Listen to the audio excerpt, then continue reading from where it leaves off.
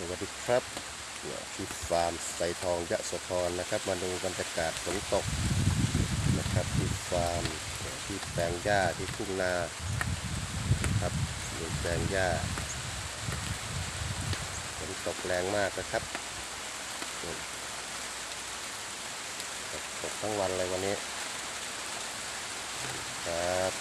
ที่นี่ยะโสธรนะครับฝนตกทั้งวันครับ